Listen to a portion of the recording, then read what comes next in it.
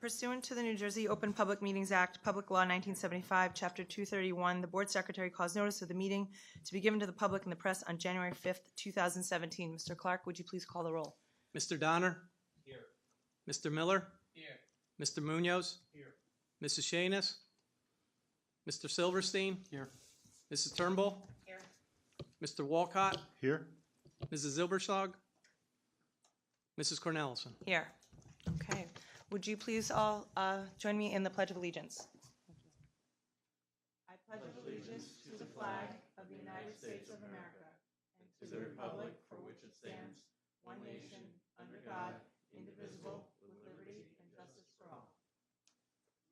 Okay. Mr. Clark, are there any communications? Just a few items. The first New Jersey School Boards, their semi-annual delegate assembly is November 18th. I'll look that up and get it to who the delegate is. I have to remember for the board. You think it's Scott Donner? Scott, I don't know. Is it you? Are you the delegate assembly for New Jersey School Boards? Okay. So that was part of the packet. That you want to remember. It's on November 18th. That's an all-day session, right? In Monroe, if I recall right.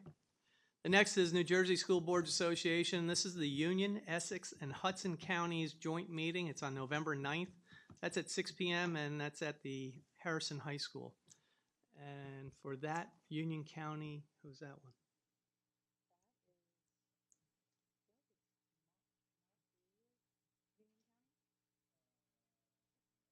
Mark or Alyssa? It's Mark or Alyssa. I don't know if he was both. Well, all of you can go. Yeah. I just can't remember who the rep is, but I'll look it up. Oh, okay. Yeah, that's what I was thinking. Yeah. Yeah. But I'll look it up and I'll make sure. The next was New Jersey School Boards Association again. School board notes from October 4th and 11th. They were both part of your packet. New Jersey School Boards Association, their weekly program update, October 5th and 12th. That was also part of your packet. Garden State Coalition of Schools, news and notes, October 9th, part of your packet. National School Boards Association, National Connection, News Bites, October 5th, which was part of your packet.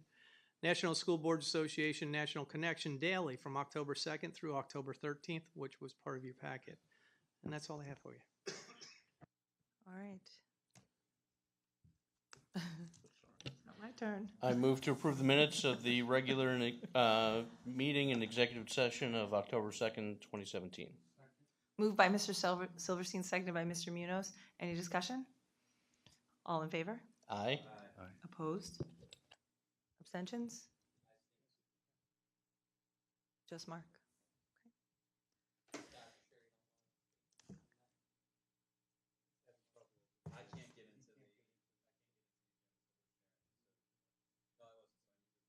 Right, that's nothing to do with the notes. So Steve was helping me with my agenda. you got all set. If you don't have the notes, look on with the party.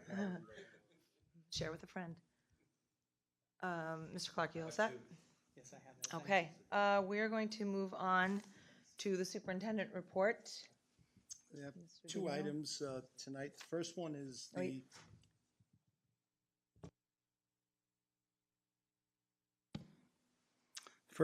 the EVVR report, Violence and Vandalism report that is done biannually. This covers the period from January to June of 2017. We had a total of 25 specific incidents district-wide. 6 of those were violence, 1 was vandalism, 2 were weapons, 2 were substance abuse, and 16 were HIB referrals. As a result of those, 4 had no police notification and 3 had police notified with no complaints. 3 were notified with complaints. So 3 of the incidents involved a police filing, and not only did we notify the police, but further charges were then, criminal charges were implemented as a result of those complaints. There were 11 out-of-school suspensions in all 5 schools, and there was 1 in-school suspension as a result of those incidents. There was a total of 25 incidents involved 32 student offenders. 24 students were victims. Obviously, it works out because the 25th was a vandalism and it wasn't a student. As a result of that, 15 students were referred for counseling and other programs and services, and 5 students were suspended, and a couple of students were on home instruction as a result of the behaviors, and one was a superintendent suspension. So that you know what the incidents were, that superintendent suspension was for drugs and a weapon, and that student was removed from school. We had another weapons, but it wasn't a brandishing or a use issue, but a student had it in their book bag, etc. Police weren't involved. The student gave it up willingly, having forgotten that it was in their book bag, and parents were contacted and picked it up. And that student had a suspension as a result of it, but there were no police, and there was no police involvement because of the nature of the incident. The substance abuses, 2 of them were both police involvement. In the substance abuse, there was no complaint filed. That was a student and the use of alcohol. And in the weapon substance abuse, that was the superintendent's suspension, and student was removed. And there was a police complaint filed. So that is the EVVR report for 2017, January 2000 to June 2017. Next item. Last year, the governor signed into law a program that we are going to be participating in. I'm going to ask Ms. Scudero to bring you up to speed on it, as it'll be coming out of her office. But if you would, please explain the program. Sure. As Mike said, in January of 2016, Governor Christie signed legislation establishing a state seal of biliteracy for high school students who demonstrate proficiency in English and 1 or more additional languages. So students need to meet a criteria. So our advanced students in an advanced language, juniors and seniors, we have approximately 10 seniors that will be meeting that do meet that criteria. But as a result, part of the criteria is not only an AP exam, but you need to sit for the STAMP exam, which is measuring proficiency, standard proficiency.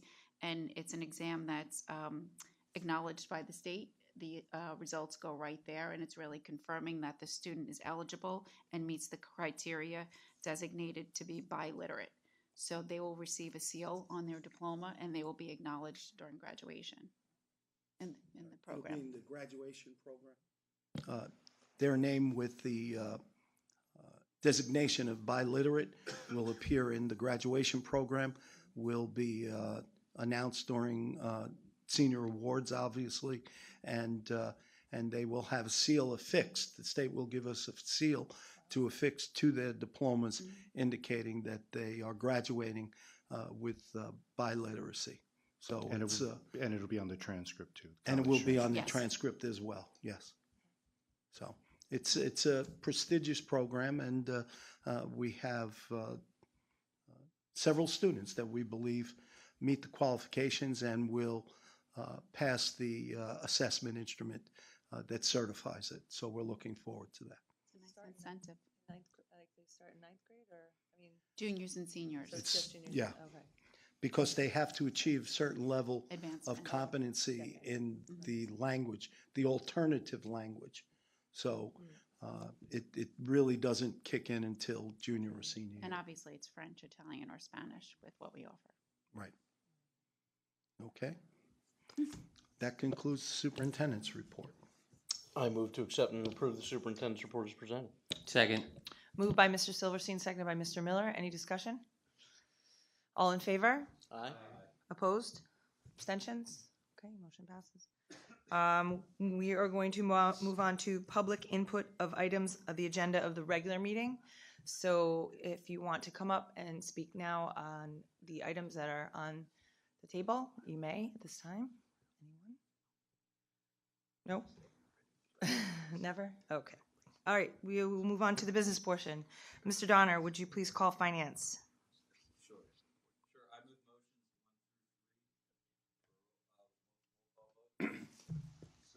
Second, third, second, third. Moved by Mr. Donner, seconded by Mr. Wolcott. Any discussion? Okay, Mr. Clark, would you please call the roll? Mr. Donner? Yes. Mr. Miller? Yes. Mr. Munoz? Yes. Mr. Silverstein? Yes. Mrs. Turnbull? Yes. Mr. Walcott? Yes. Mrs. Cornelison? Yes, motion passes. Mr. Silverstein, can you call student government, please? I'd like to move motions 1 through 7 with a roll call vote. Moved by Mr. Silverstein, seconded by Mr. Munoz. Any discussion? No? Seeing none, Mr. Clark, would you please call the roll? Sorry, hold on one second. Okay. No. No. We're back to, I have the wire, so we're back to it. Yeah. Back to the wire. Mr. Donner? Yes. Mr. Miller? Yes. Mr. Munoz? Yes. Mr. Silverstein? Yes. Mrs. Turnbull? Yes. Mr. Walcott? Yes. Mrs. Cornelison? Yes, motion passes. Mr. Miller, would you please call sports? Do you? We, B and G. Oh, I'm sorry. Apologize. I was already. Mr. Wolcott, I didn't mean to skip you. Buildings and grounds. If you're sure. Yes. I'll move motions 1 through 5 with a roll call vote, please. Second. Moved by Mr. Wolcott, seconded by Mr. Miller. Any discussion? Seeing none, Mr. Clark, would you please call the roll? Mr. Donner? Yes. Mr. Miller? Yes. Mr. Munoz? Yes. Mr. Silverstein? Yes. Mrs. Turnbull? Yes. Mr. Walcott? Yes. Mrs. Cornelison? Yes, motion passes.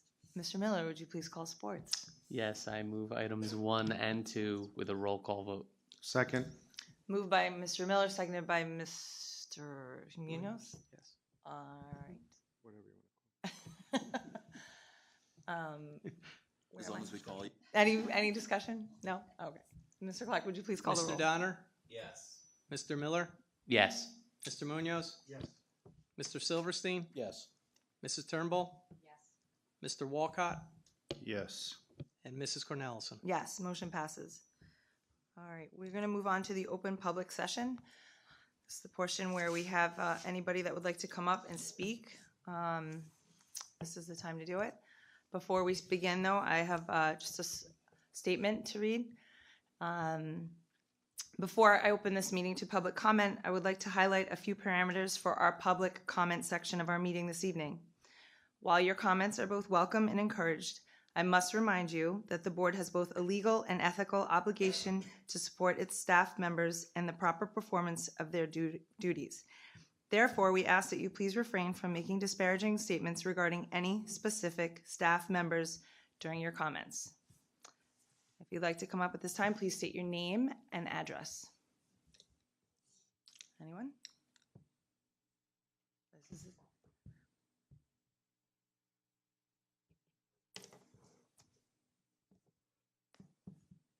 Hi, Sylvia Caggiano, 58 High Point Drive.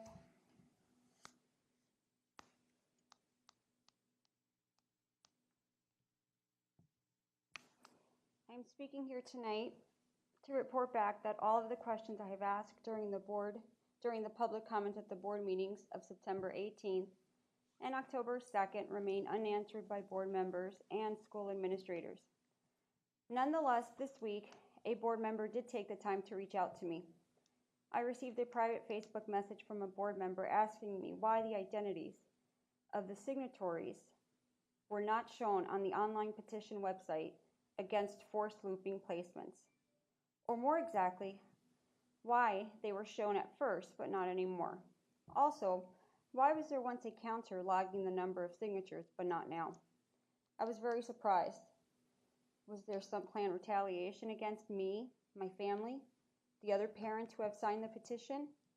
Why was this board member privately questioning me about the identities of people who signed an online petition?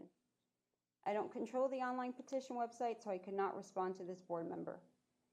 But I surely hope this is not an attempt to intimidate and suppress the residents, parents, and taxpayers of our town from petitioning their government. Maybe I'm wrong. Maybe this board member was just trying to show support for the anti-forced looping initiative. If so, why secretly? Why not here in this forum in front of other board members and Superintendent Davino and the public? For the other members of the board and administration who have taken the time to review the website and the petition, you will see all of your myriad of concerns expressed at the last two board meetings were entirely misplaced. There are no giant bureaucratic hurdles to overcome, no magical crystal balls to see into the future like Superintendent Davino and Mr. Wolcott said would be needed, no monstrous handbook of rules required to be drafted, as Mr. Silverstein suggested, and that may need to change, as Mr. Wolcott feared. Just one very simple rule: no forced looping. Parents get the choice to opt out of a looping assignment. Do you know why I know this is possible? Because in just a short amount of time and limited research, I have discovered that towns from Eden Prairie, Minnesota, to Utica, New York, to Windsor Locks, Connecticut, to New York City have all established parental opt-out policies. Can you believe it? And before you say it, we believe there are New Jersey school districts too. Two reasons I suspect differentiate Springfield from these other towns. One, they respect the opinions of us pesky parents who want to be involved in their children's education and who just won't let the administration alone to do their jobs, always wanting to schedule counterproductive meetings with us to rehash something or another. And two, they respect the weight of academic authority that counsels against mandatory looping. The American Association of School Superintendents, the Association of Middle-Level Educators, the Association of Specialized Curriculum Development, all advise against mandatory looping, as do study after academic study on looping, including one by educator Jim Grant, who literally wrote the book on looping in the late 1990s, appropriately called the Looping Handbook. Take just one example. The decision to loop should be voluntary for teachers, students, and parents. Mandating looping can cause resistance and create negative feelings that nullify the benefits of looping. Mandating looping for all students eliminates the option of choice, an important benefit to offer parents. Offering a choice to everyone is one way to empower them and respect their views. Effects of looping on the academic achievement of elementary school students. A study by East Tennessee State University, 2002. The private message from the board member was only part of a very interesting week. On Friday, I was interviewed by the Porzio firm, who was also retained as district counsel. They have been tasked with conducting an independent investigation about a district employee. In other words, the district independently investigating itself. The interviewer at the Porzio firm specifically explained his inquiry was limited in scope and was prompted by comments I made at a board meeting about a district employee. I was quite surprised to learn this since I first reported my complaints weeks before that and directly to district administration by email. I was assured in writing by district administration that an investigation would be conducted at once and based on the email I had sent. The Porzio investigation, I was told, does not encompass certain events that occurred after September 18th. You see, after first reporting this district employee, I was called to meet about my son.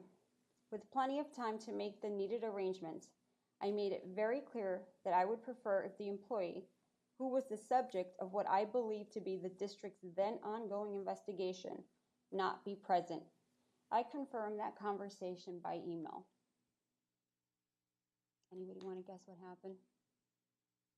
Separately, my husband emailed district administration directly confirming my attendance under the circumstances requested. On my way to the meeting, in the hallway, I was told that the district employee who I had asked to be excused from this meeting would, in fact, be present.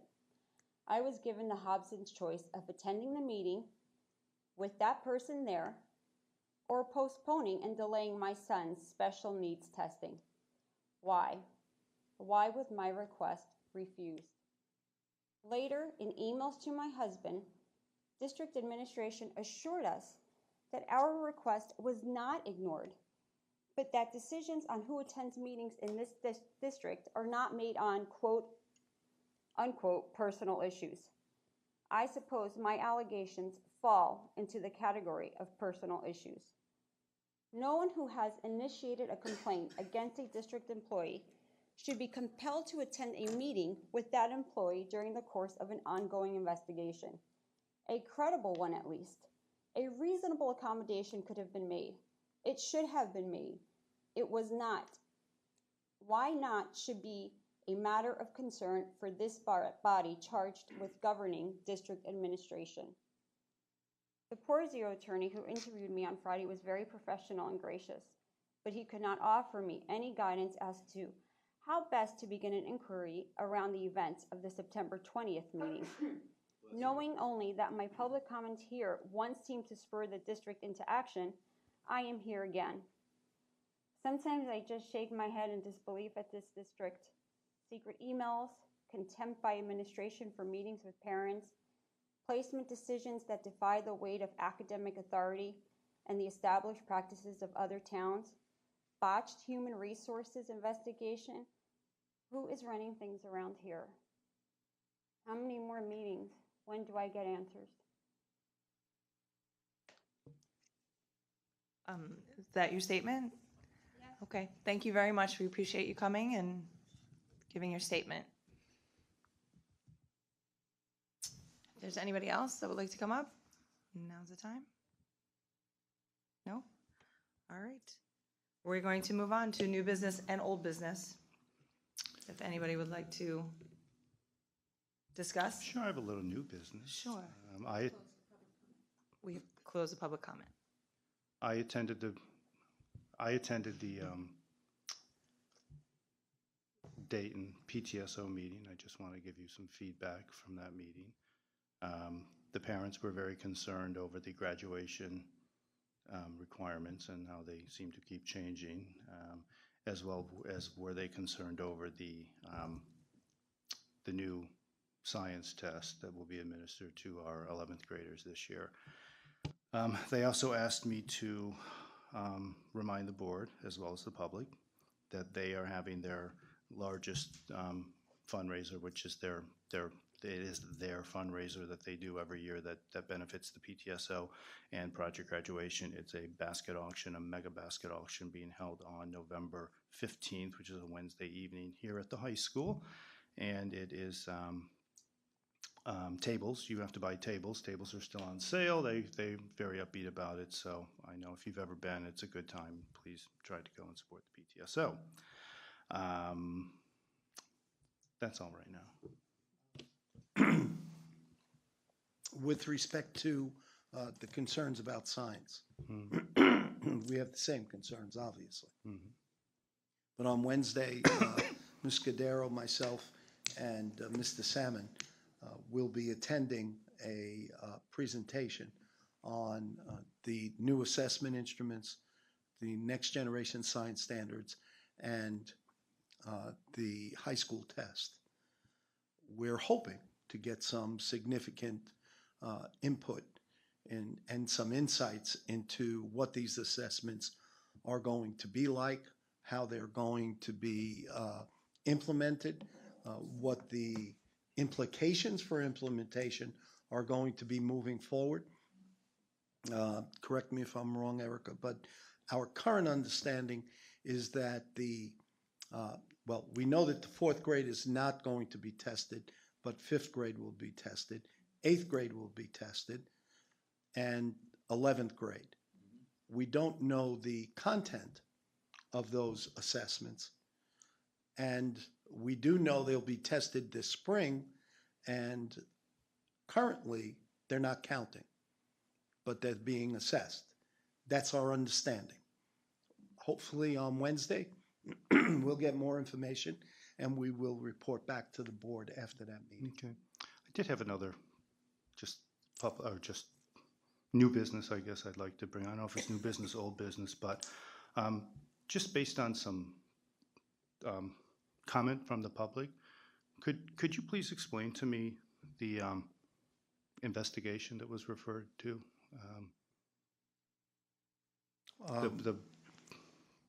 There was,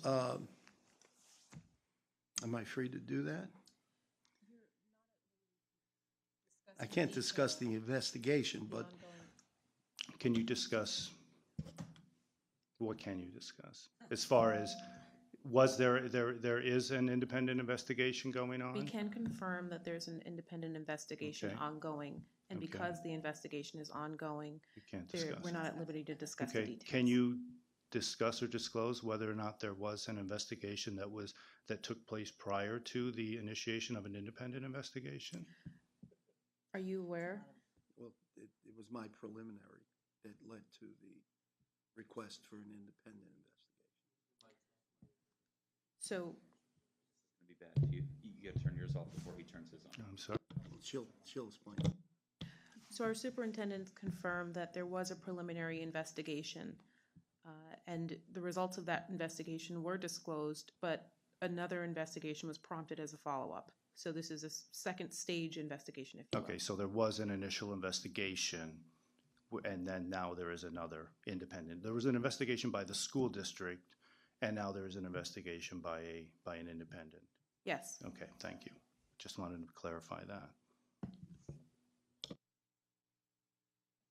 Yeah, one other item of new business, I think it may have come up at the PTSO meeting as well, and I know there was an email that went out to at least parents at the high school today.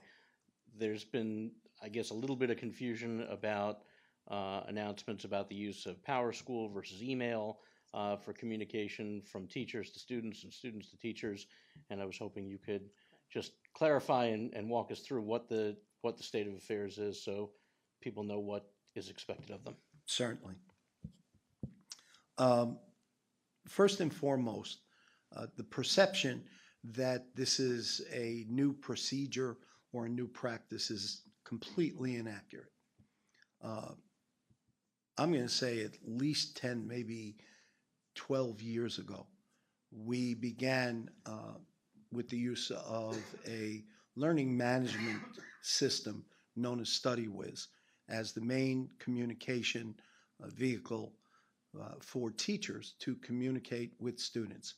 And the reason why we chose StudyWiz at that time was because we have a one-to-one laptop program in place.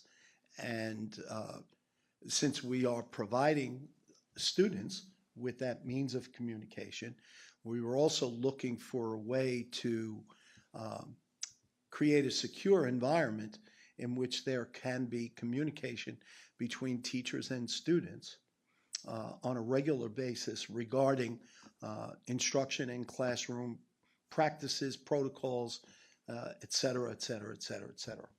And StudyWiz provided us with that kind of closed environment. It was similar to other social media programs in that a teacher would invite the students from their class into a section, and that section was secure from outsiders and would only involve those persons invited in, and that would include the teacher's immediate supervisor, the principal, so that all communications between teachers and students could easily be monitored. And since we had given laptops to the students and to the teachers, there also, as part of our AUP, is there is no expectation of privacy in the use of the computers and the programs of that nature. And the purpose of that is to maintain a safe environment for students in their ability to communicate back and forth with teachers, et cetera. There are too many incidents out there which we're always confronted with, and you're always questioning what could we have done to make that safer and to protect students from predators. Not that our teachers are, and they're not, but at the very least you want to assure that if someone had a program that they could hack into, you could have that. And this program seemed to be the most secure, that prevented being able to hack into and being able to communicate between students and teachers. Further, what it did better than any other platform or vehicle was, if an assignment were given by a teacher and a student had a question about that assignment, they could write back to the teacher within the confines of StudyWiz, and they could retain anonymity if they so desired. They did not have to, they could, in a sense, send a private message within the program to say, gee, I really don't understand this particular portion of the assignment. Maybe they're embarrassed and they don't want to say who it is. And maybe they don't feel embarrassed and they have no problem saying, but that became a student choice. That said, a teacher then had the capacity to respond either individually to that student or collectively to the entire class, just in case there were other students who may have had difficulty with the same interpretation of a question, whatever it might be. That would be open to the teacher. So similar to a live classroom environment, a teacher could also turn around and write back, is anyone else having problems with this? So it extends the classroom environment, if you will, outside the school doors. And that's why we embraced that program. And that was the program of choice for many years. A couple of years ago, we received guidance from the state regarding teacher-student communications and issues that were occurring statewide and nationally with respect to inappropriate interactions with students and teachers through social media, through emails, and through a variety of other venues. And so we were kind of guided to raise teacher awareness of that issue and to avoid the use of social platforms or engaging students on social platforms. And so that was done at a staff development day. Clearly, some people interpreted that when they asked a question about, well, what happens if I need to get in touch with a guidance counselor? Well, none of that changed. Guidance counselors are not in StudyWiz. They would have to be communicated, but only, and it was made clear during that staff development, that if you do, for some reason, need to communicate directly with the student through email, that you should be using your school district email account, which we provide, and by extension, means once again, you have no rights to expect privacy. And in fact, we expanded that even into sports and athletics, et cetera, that any communications going out from coaches to teams, et cetera, and we've kind of fine-tuned it recently as a result of some of these questions, to include the athletic director, the principal, et cetera, so that once again, all communications with students are transparent and are able to be read by the administration at any time. That said, we decided to begin to look at, it's over 10 years now, to look for more robust systems. They're out there. And so we began to explore robust systems last year. And at the time, we didn't find anything that we felt was the equivalent or the superior program to StudyWiz. But this year, we're embarking on it again. And we undertook an assessment and an evaluation of how StudyWiz was growing and expanding, et cetera. And as a result of that investigation, we found that its use was not as robust and as widespread as we expected it to be, and that in fact there were cases of complete absence of use in lieu of utilizing emails as a vehicle of communication, as the sole vehicle of communication. And at that time, it was discussed with the principals, because last year we discussed StudyWiz when we vacated a program that we're using in elementary schools. What was it that we sent out summer assignments on? Study Island. And we vacated that contract with Study Island, and all of a sudden, the teachers were unable to present a digital platform for summer assignments. And it was at that point that we said the elementary schools should be utilizing StudyWiz as well, because you can communicate all your summer assignments through StudyWiz, and we bought it for the district. There's no reason they shouldn't be using it. And so we began the process of bringing the elementary schools up to speed in using StudyWiz. And, you know, I'll admit to the fact that while we're focused on trying to get the elementary schools up to speed, because last year we did it in paper, and we just feel that's inefficient and certainly not green, but we wanted to bring the elementaries up, we lost sight of fact what was going on at the high school and the middle school.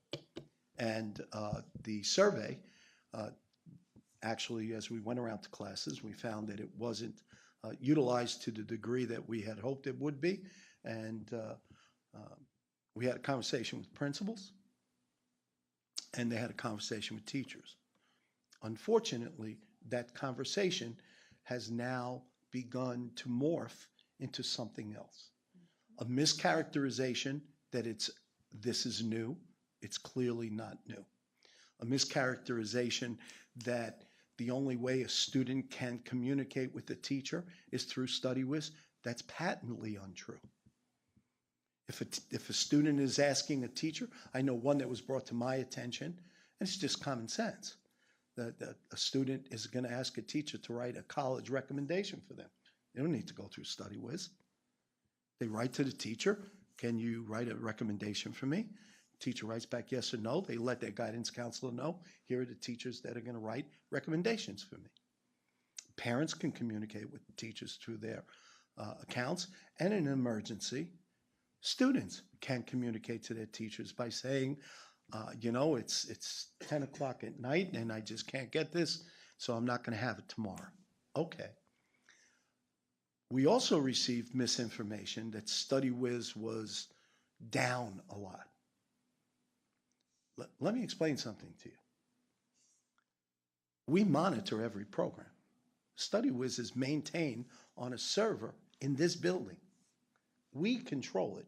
It's not web-based, it's school-based. We know every time StudyWiz is down. You know how many times StudyWiz was down last year? I checked with the tech department. Twice. So how would students have it, because this is something that was raised at the PTSO meeting, there were a couple students there, and there were parents who were also backing that up, saying that they've had this experience with their children, and I'm just going to tell you what they said.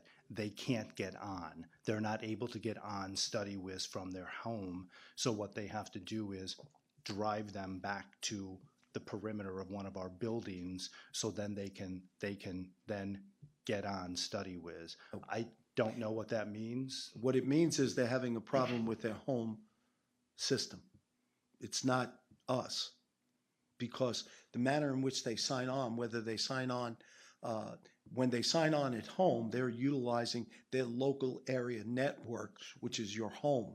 Sure. When you drove to school, you're now connected to our local area network. And if you were able to sign on at school, it means we weren't down, you were down. It's a connectivity issue with people throughout the town. Maybe their provider, whether it be Verizon or You're absolutely right.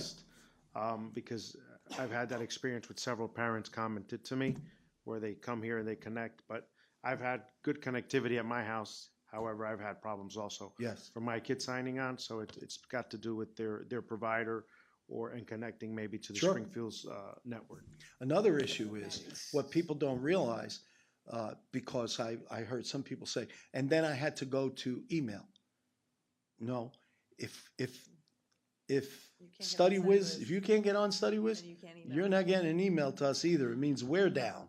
Excuse me, Mike, just to clarify, just so there's no confusion, when you say that teachers weren't using StudyWiz, they were using email, it's still a district email. It's still monitored. Absolutely. It's still, there should be no expectation of privacy, and it's still Correct. policy 4119.26 is the bylaw that dictates that it's going to be monitored. There's no expectation of privacy. All communication has to be on district Yes. communication. So just so there's no confusion, even though they were going to an alternate method of communication, it was still an approved method of communication. As long as they were using their school district email That's what I'm account. saying, That's right. the concern. Right. But the And students- what happens is, when you think about it, I don't know of many high school students that have only one email address. I also don't know that there's no way, for example, if I'm communicating with my teacher and I use mdevino@yahoo.com as my email address, and I'm communicating with the teacher, and then one day I create a Michael Devino at Gmail, and I communicate with my teacher through that Gmail one day, saying, "Oh, I wanted you to know here's my other email address," etc.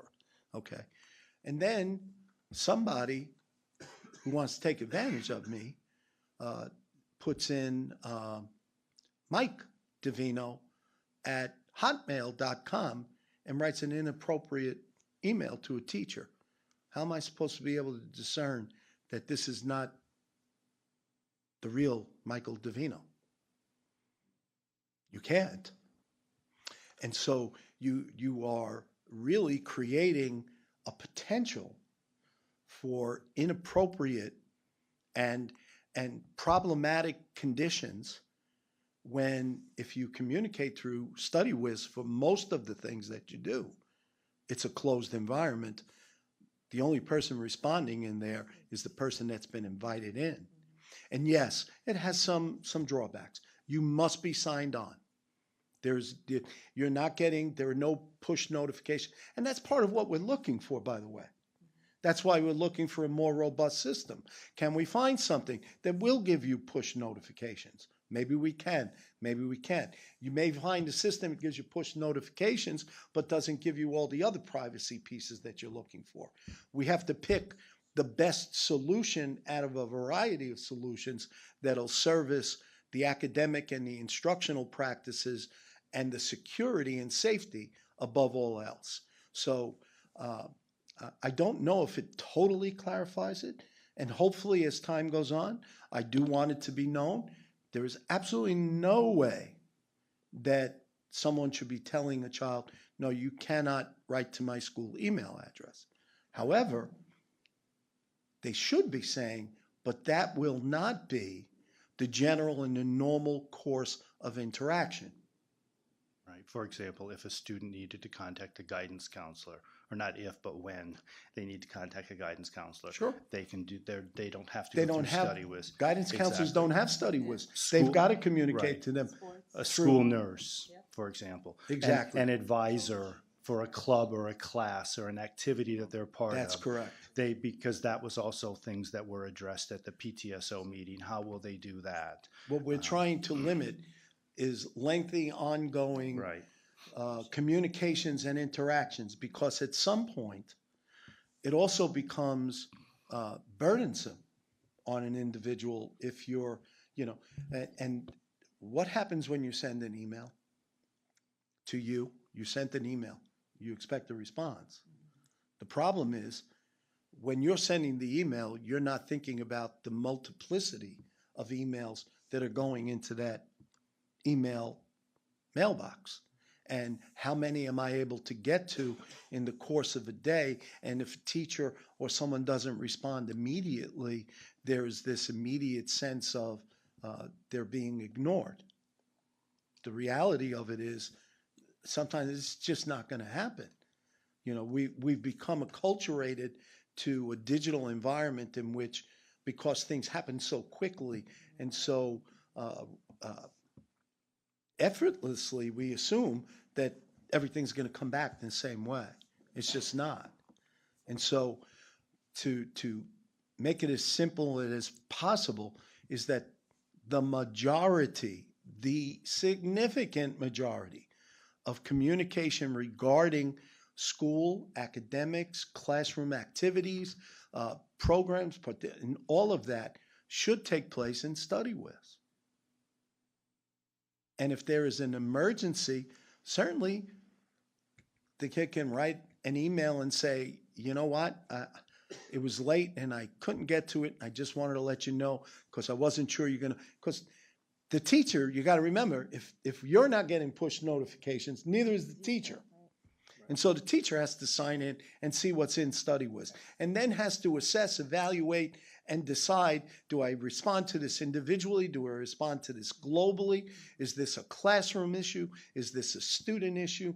What do I have here? Or is this something that I really need to contact this student's parent? And that's the nature of what's going on. And so there's hyperbole around this, where you have a tendency to go immediately to a worst case scenario. It's not perfect. I'm not going to tell you it's perfect. But neither is email. Email's more convenient, makes it theoretically more convenient until that starts to build up. And that becomes a problem.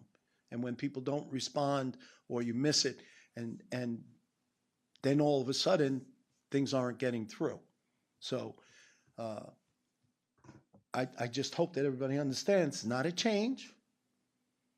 It's just a, let's say, we'll call it a reinvigoration of the use of a program, a clarification as to what it is.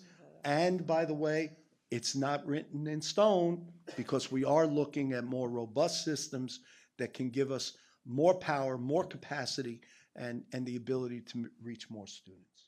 Thank you, that's helpful. So a student should, despite the fact that StudyWiz is by far the preferred and should be the main form of communication, to the extent there's an email from a student to a teacher's Springfield Schools account, they should not be getting a response like, I can't respond to you. Absolutely not. Okay, thank you. Under any circumstance. Right, thanks. Thank you for that clarification.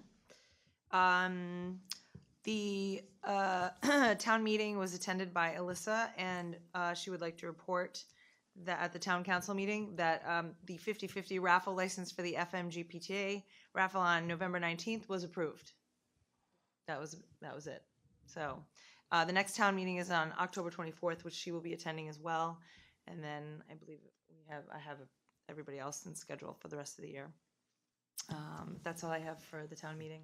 Just a quick reminder, next week, October 23rd is the policy meeting, and followed by October the 30th also. So 23rd and the 30th. So what's due? And what, What are we up 6,000 to? and 7,000 series. 6,000 and 7,000? 6,000 to 7,000. Most of you have given me the 6,000. We're going to concentrate real hard on 6,000 and get those done on the 23rd, especially since I will not be there on the 30th. So we want to get 6,000s done. That pertains to the business part of it. So Okay. I'm pretty sure we can get through it. All right. Thank you. Otherwise, the 7,000s, please have to me by the end of this week. Oh, I don't need to be there for the 30th.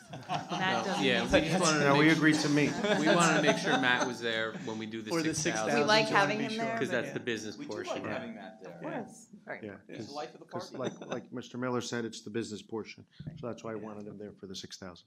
Okay. Any PTA meetings? Did anybody? Except for the PTSO Dayton? No? Okay. Okay. You don't have to. I don't know. There we go. Okay. Walton's been having theirs in the morning, so it's been kind of impossible to go. So in lieu of the fact that I couldn't make the PTA meeting, I actually attended their back to school night instead, just to kind of touch base with, the fact that we have a new administrator there and to see how that kind of all, went off as far as her talking to the the parents and getting, an idea of what's going on with PTA because they recap everything in there. That was really the biggest news. Is like the big buzz is the new administrator and getting the feedback on the parents. So, they generally, I think, had a good time coming back, and I think everyone's kind of getting to know her. So hopefully, everything. With anything, anytime it's new, there's always new things, bumps in the roads. Yeah. And I think that we're easing into it. So, yeah, Transition. exactly. So cool. All right, thank you.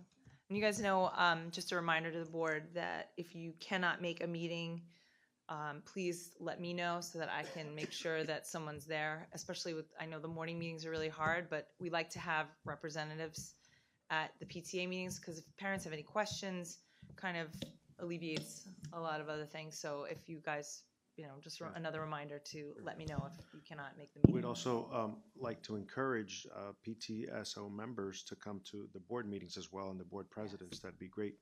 Yep. I have sent out emails to the presidents. Sure.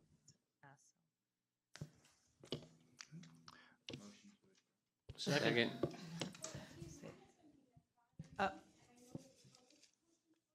Yeah, unfortunately, unfortunately, right now, I know, but we can't, we're already. moved to adjourn. We moved to adjourn, so, I know. Unfortunately, we moved to adjourn. Ms. We Caggiano, moved the to board adjourn. meeting has been So, adjourned. Ms. Ms. Caggiano, they moved by can't comment on Mr. this. The All board in meeting favor? has been adjourned. Opposed? Abstentions? Meeting adjourned.